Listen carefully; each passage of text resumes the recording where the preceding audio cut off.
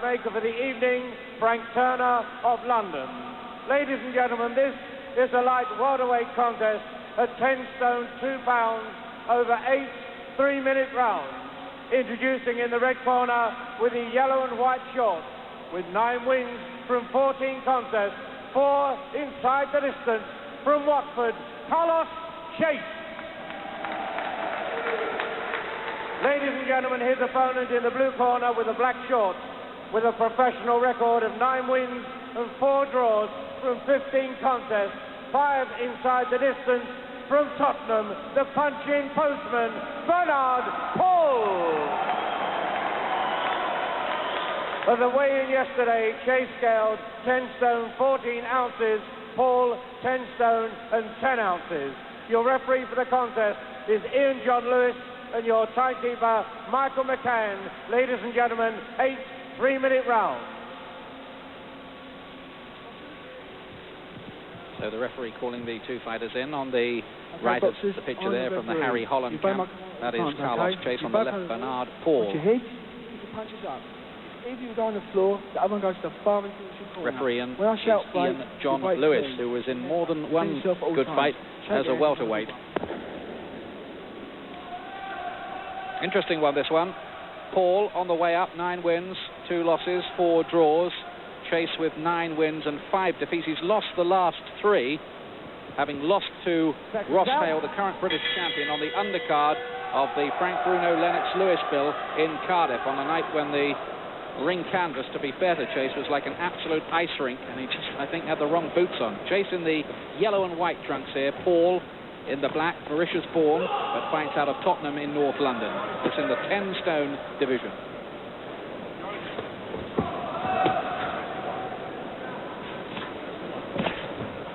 Glenn Chase needs to rebuild. He seems to be on a bit of a downward spiral, having seemed to be getting himself into the British title picture not so long ago. He was almost there, and then all of a sudden it's all gone disastrously wrong. Down with that loss against Ross Hale, but this is the sort of fight he needs to try and get back. But he's up against a tough guy in Bernard Paul, who's pretty much on the way up. He's trying to get into the British title picture, and this is the sort of fight, and a win against Chase will do that for him. Paul has had his setbacks of late. He won his first 8 contests. Since then, he's won only 1 of the last 7. The 4 of them have been draws.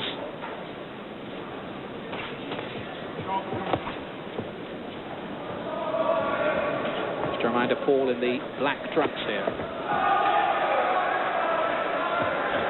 Paul certainly going for it, but a bit wild with the punches earlier on. He is. He's trying to use that jab. There's not a great deal in the jab, but he seems to be looking for that right hand. There seems to be a lot more power in that punch. Chase fights out of Bushy in Hertfordshire. He's with the Harry Holland stable. Harry, one of the nicest men in the trade. Just getting through with a couple of solid jabs there from Paul's head. He's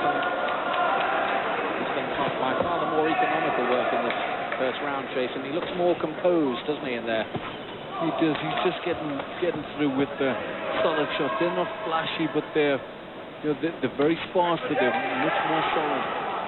And the right hand crashing through. There have been 2 of those. Chase having the better of this opening round so far.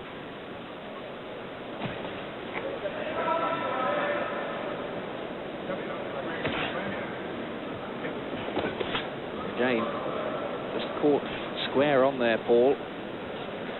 Paul's trying to get up with that jab, but it's not a strong shot.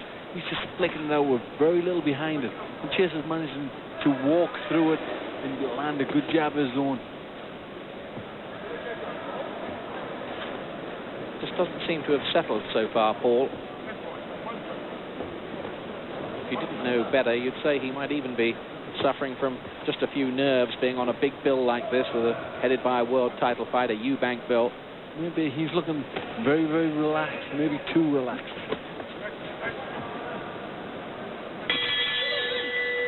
One round gone, and on my card anyway, 1 round to Carlos Chase, the 27-year-old, nearest the camera. Sits down in the corner with Harry Holland there wiping his face. Now Chase since he lost to Ross Hale in that eliminator open air at Cardiff. He's lost on points to Hugh Ford in February and then to Peter Judson in May. So it's an alarming trend for him, and he badly needs to get back on the rails here. Here's some of the work. There we see Paul's jab. I mean, there's nothing in. He's really just trying to measure Chase for the shot, but there it is, a good right hand. That's the shot he's looking for. Very little in the jab. You see again, he misses. But Chase, to me, had the better of the shots. They were stronger. He didn't throw a lot of shots, but the ones he got through with were very good shots. Second down, round 2. Second round, Bernard Paul, the 28-year-old from Tottenham in the black shorts here against Carlos Chase. Due to go 8 in the light welterweight division. Paul started off with the reputation of being something of a puncher. He won his first 2 fights in 69 seconds and 19 seconds, respectively. And then the next 2, the 5th round stoppage and a 4th round stoppage. So things were looking pretty exciting for him then. Hasn't gone quite so well for him of late.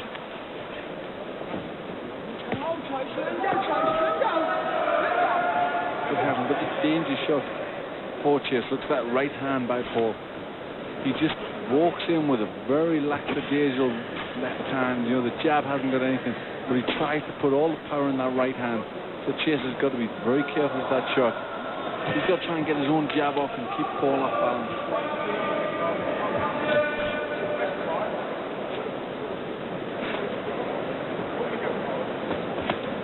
Paul's only 2 losses have been a close one against Sean Cogan, and he was beaten on a cut eye against the very useful Michael Driscoll.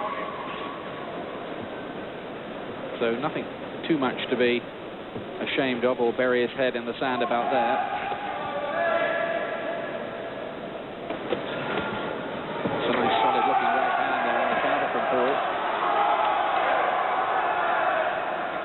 Yes, that's a shot that looks good, Ian, but he's got to step in with it more.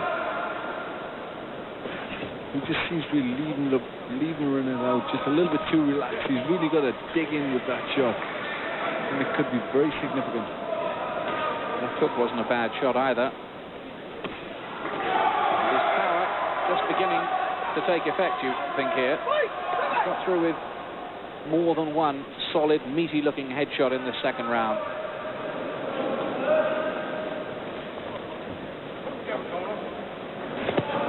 Oh, he's got it! Great action with a straight right, and that went right through to the sole of Carlos Chase's boot. I'm not sure he'll come back from that. I'm not sure. What a good right hand. We said to look out for that shot, and what a brilliant right hand. There was a delayed action with the effect, but it was a good, sudden right hand. It's over as well. Second round, and that's a great win for Bernard Paul. It was a superb right hand punch, and I don't really think Carlos Chase knew what had hit him. I thought for one split second he'd taken the punch, and then suddenly it went through him like a shockwave, and from that point there was no way back for Carlos Chase. But that was the shot that Paul was looking for. He was looking for that right hand, and there we see it on the replay. Big right hand, just a delayed action, and then over Chase goes.